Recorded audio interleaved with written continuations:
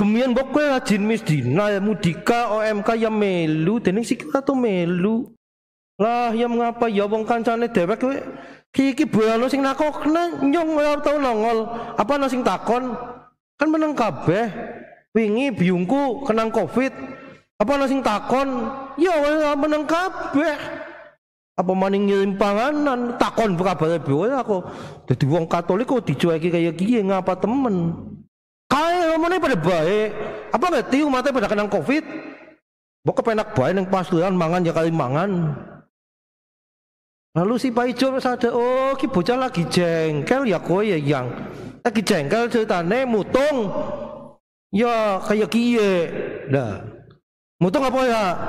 Ya mutung. Nah, kuwi sing penting. Dalam nama Bapa dan Putra dan Roh Kudus. Amin. Tuhan bersamamu dan bersama rohmu. Bapak Ibu, para saudara sekalian yang terkasih, selamat sore. Hari ini kita bersama-sama diundang untuk merayakan perayaan Ekaristi pada hari Minggu biasa yang ke-16.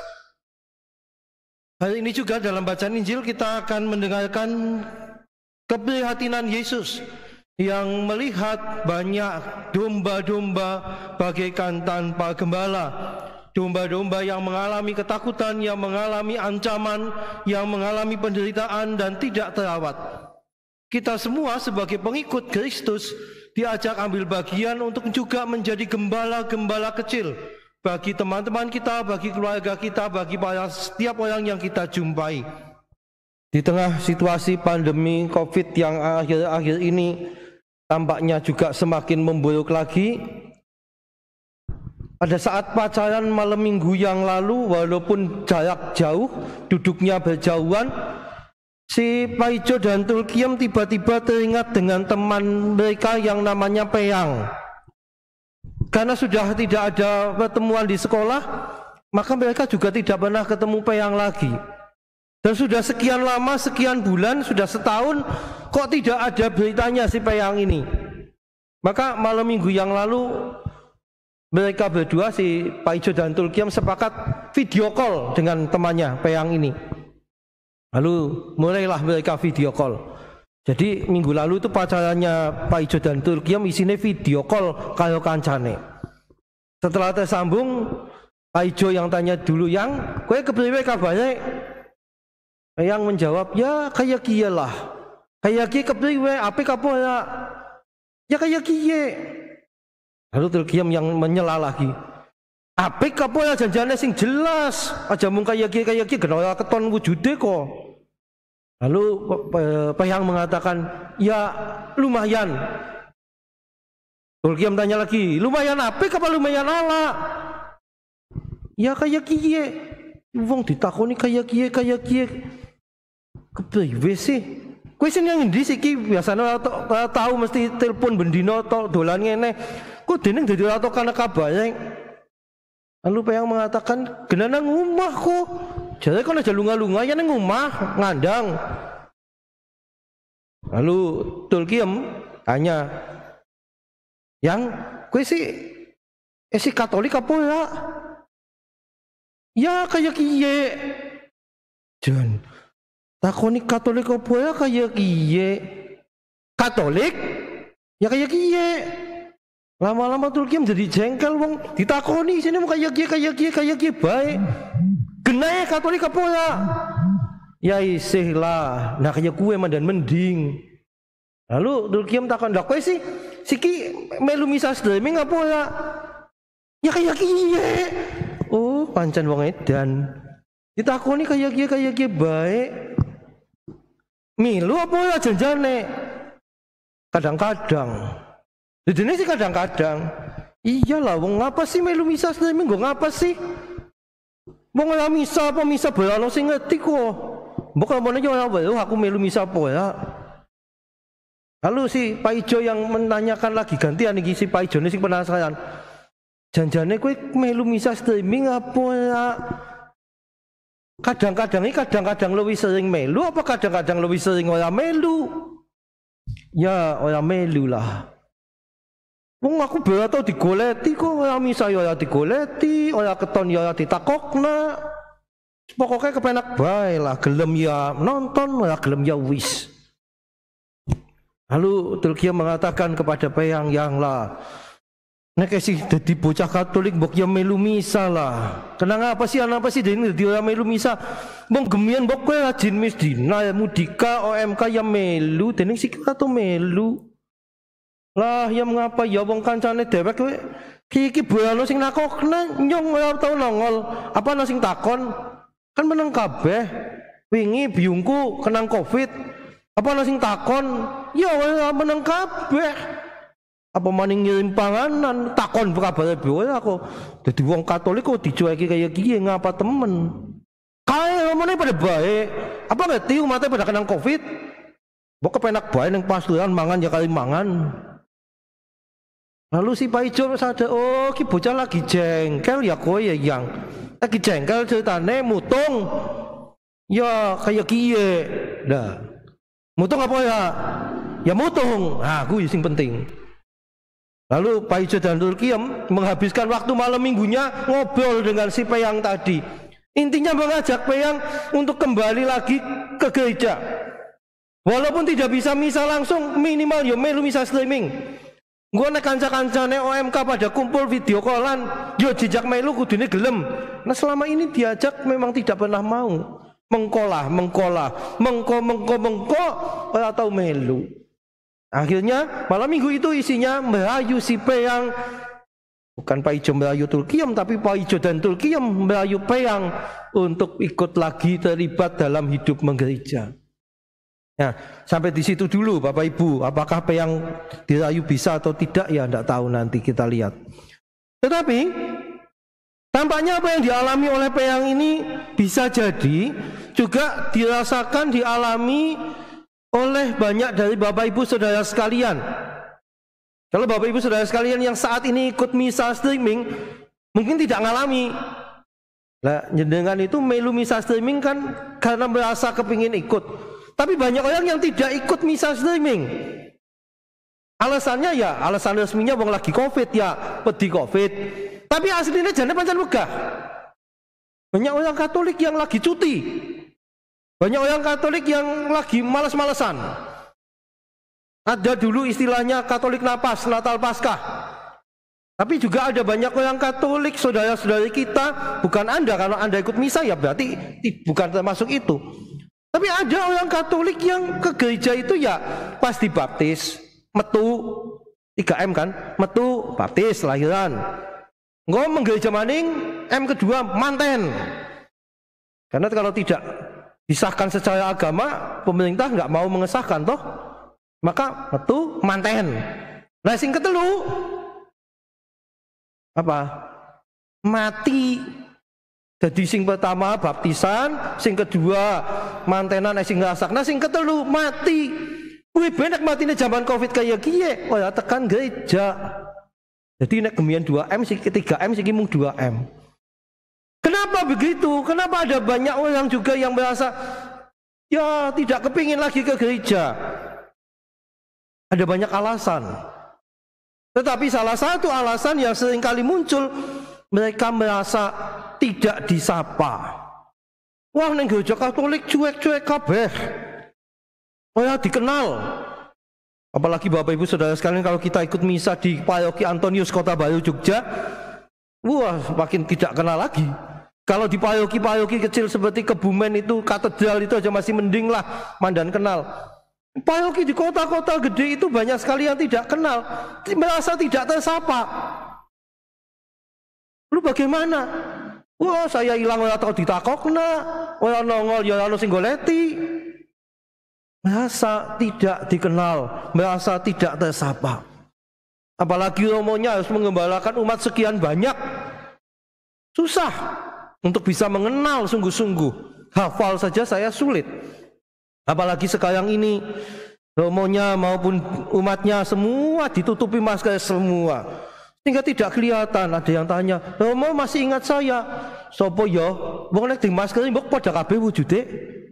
Jajal dibuka, Mas. Romo katanya enggak bulah. Lah nek orang itu dibuka kepriwe kenal jajal? Hidungnya dibuka. Ya keton dong dhewe cunggu tok sing keton kepriwe sih? Itulah yang terjadi banyak kali seperti si Peyang tadi. Bahasa tidak diperhatikan, bahasa tidak disapa, hilang pun ora digoleti. Bapak Ibu, saudara sekalian terkasih, saya minta maaf kalau saya sendiri seringkali tidak punya banyak kesempatan untuk menyapa secara pribadi Bapak Ibu saudara sekalian. Apalagi di masa-masa Covid seperti ini. Mau berkunjung nanti, jangan-jangan saya bawa bibit Covid, atau mengunjungi yang sedang sakit Covid lebih tidak mungkin lagi. Jangan-jangan nanti saya pulang ke pasuruan nggawa Covid lalu mau tejo mau di ketularan kabeh. Serba salah. Maka maafkan kalau kami ini justru dalam situasi Covid, pandemi Covid ini mungkin dirasa kurang menyapa. Pelayanan-pelayanan yang mestinya kami berikan juga tidak maksimal karena situasi yang ada. Maka sekali lagi, terlebih dalam situasi Covid ini, saya minta maaf untuk semua itu. Ada yang minta minyak suci, kepingin melayani kami ini, tapi prosedur Covid ini, prosedur kesehatannya, protokol kesehatannya tidak memungkinkan. Loh kan bisa yang ngolesi orang lain, yang namanya sakramen, pengurapan orang sakit, hanya bisa dilayani oleh imam secara langsung, tidak bisa diwakilkan. Sudah itu petugas di ICU-nya saja mengolesi sana, tidak bisa. Pakai video call, tidak bisa juga. Ada batas-batas yang membuat kami tidak bisa melayani secara penuh. Sekali lagi saya minta maaf. Mungkin banyak juga di antara Anda semua yang entah itu mengalami atau keluarganya ada yang mengalami. Kok kami ini orang Katolik ketika kami butuh bantuan Pak Romo, kok Romonya nggak bisa melayani, nggak mau melayani? Sekali lagi maaf, bukan kami tidak mau, tapi situasi yang seperti ini. Bukannya situasi seperti ini mestinya Romonya lebih dekat, kepinginnya begitu Bapak Ibu Saudara sekalian. Tapi keterbatasan-keterbatasan inilah yang tidak memungkinkan kami melayani secara maksimal. Maka kalau kita lihat seperti dalam bacaan yang pertama tadi, mungkin ini kepada Nabi Yeremia, firman Tuhan, celakalah kepala gembala yang membiarkan kambing domba gembalaanku hilang dan terserak.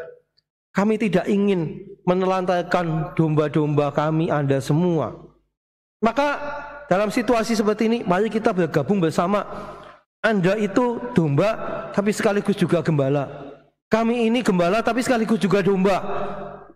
Maka kita saling menggembalakan supaya tidak ada yang terserak, tidak ada yang hilang, yang tidak kopen tadi. Jangan sampai ada orang-orang yang seperti Peyang tadi. Kita saling mendukung satu sama lain.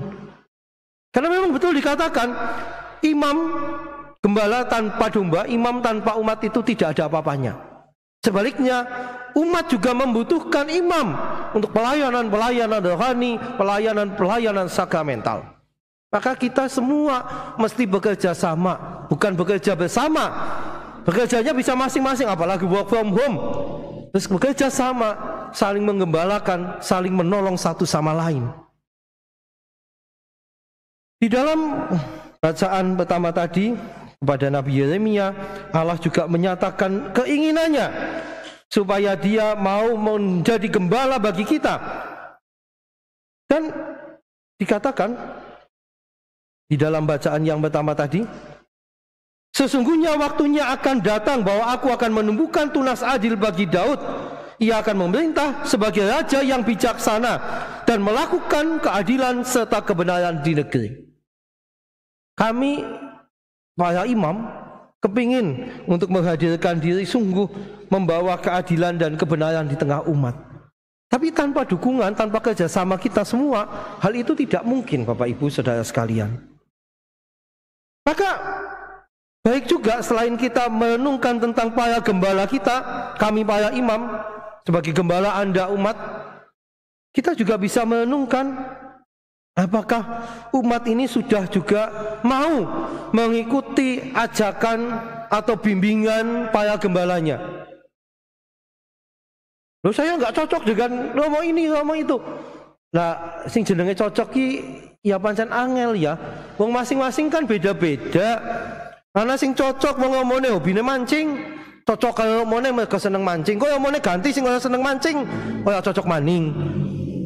Yang lain lagi cocok karena omonya punya hobi sepedaan. Kebetulan ganti omo ora seneng pit-pitan. Lah si kon kepriwe nek kon ngenteni cocok-cocokan. Maka sebetulnya bukan soal cocok, tapi kerelaan untuk bekerja sama dengan imam yang merupakan wakil resmi gereja. Jadi bukan dengan pribadinya. Nemplok iki ora nemplok karo pribadine omone. Karena omonya bisa pindah. Lah nek omone pindah mosok ya melu pindah paroki. Lah nek gelem ya silakan. 3 tahun sepisan omone pindah. Berarti nanti bapak ibu yang nemplok pada omonya 3 tahun sepisan melu boyongan. Kono nek gelem. Tapi menempellah kepada gereja, menempellah kepada Yesus. Ya anting itu kalau tidak nempel pada pohon itu kan nggak berbuah. Sama, pohonnya itu Yesus, pokoknya itu Yesus. Jadi jangan nempel ke omonya, nempellah kepada Yesus.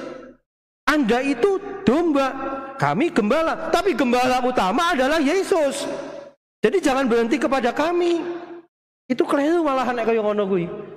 Loh, omone aku melu omone baik, melu Yesus aja melu omone.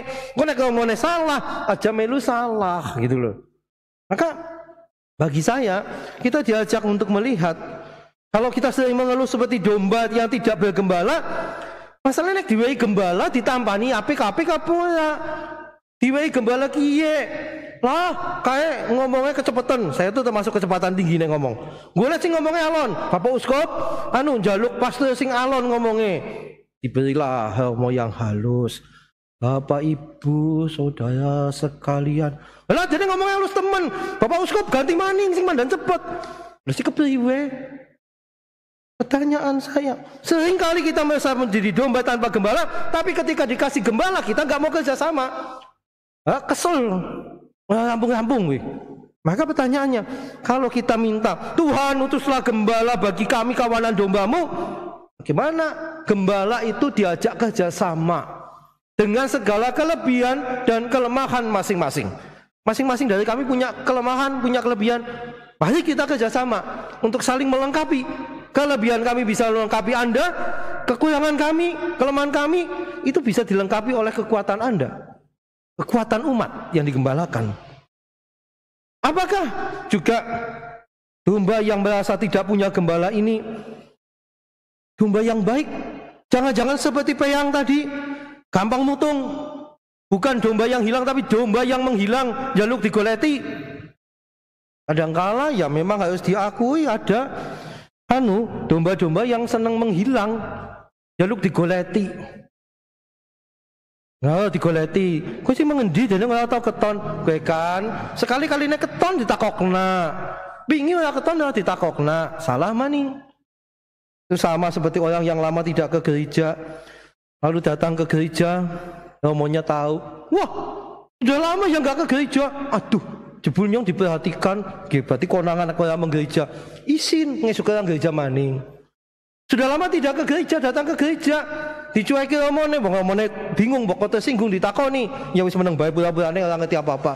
Kowe kan nyumbung gereja apa mung gereja ora ditakokna. Salah maning. Wis kepriwe?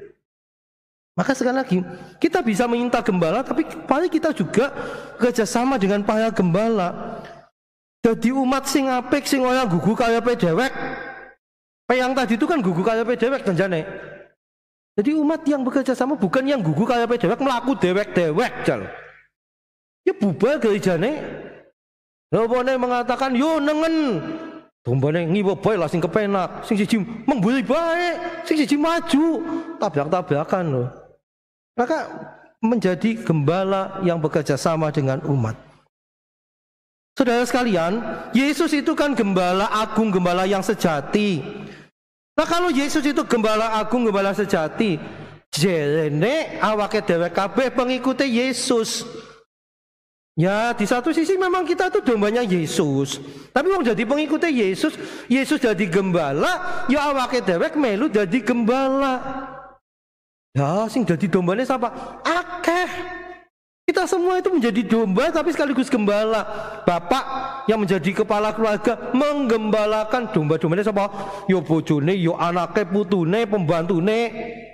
Ibu-ibu juga sama. Domba-dombanya adalah suami yang harus dijaga, dirawat. Nek bojone hilang kaya kopen kan maka harus dijaga, dirawat. Seperti gembala merawat domba, anak-anaknya. Jangan sampai nanti anaknya mengeluh. Bukan hanya kita yang mengeluh, domba tanpa gembala, anak-anak juga mengeluh. Kami itu anak-anak tanpa bapak ibu. Lah kok bisa? Lah wong lama biunge kena to nang omah lah ya ben bae. Bapake mancing, biunge arisan bae kok. Lah kepriwe jal? Maka jadilah gembala bagi keluarga.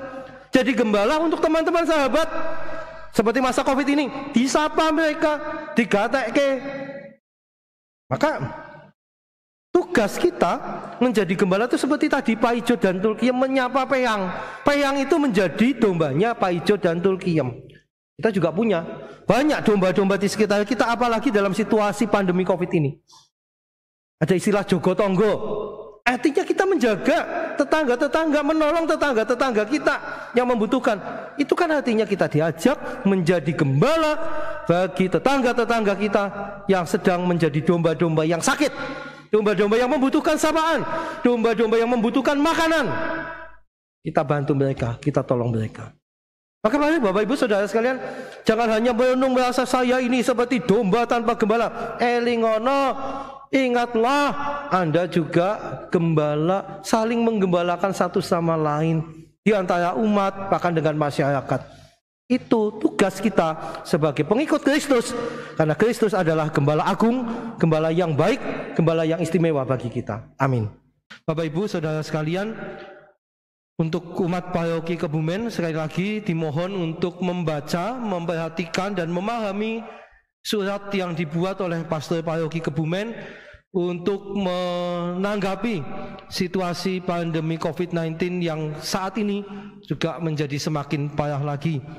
Dan kepada Bapak Ibu Saudara sekalian dari paroki-paroki lain yang ambil bagian di dalam perayaan Ekaristi secara streaming ini, kami mendukung Anda semua dimanapun Anda berada untuk kita bersama ambil bagian dalam upaya menanggapi situasi pandemi COVID-19 ini dengan lebih bijaksana. Kita ambil sikap yang baik bukan hanya untuk kepentingan kita, tapi juga untuk kepentingan bersama. Itu menjadi tugas kita sebagai gembala bagi orang lain. Itu menjadi tanda iman kita, wujud iman kita kepada Allah. Terima kasih atas kebersamaan dan doa-doa kita dalam perayaan Ekaristi ini. Kita mohon berkat Tuhan untuk menutup perayaan ini. Tuhan bersamamu dan bersama rohmu. Allah yang Maha Kuasa senantiasa membimbing, melindungi, dan memberkati kita, keluarga kita, dan semua yang berkehendak baik. Bapa dan Putra dan Roh Kudus. Amin. Saudara sekalian, pergilah, perayaan Ekaristi kita sudah selesai. Syukur kepada Allah.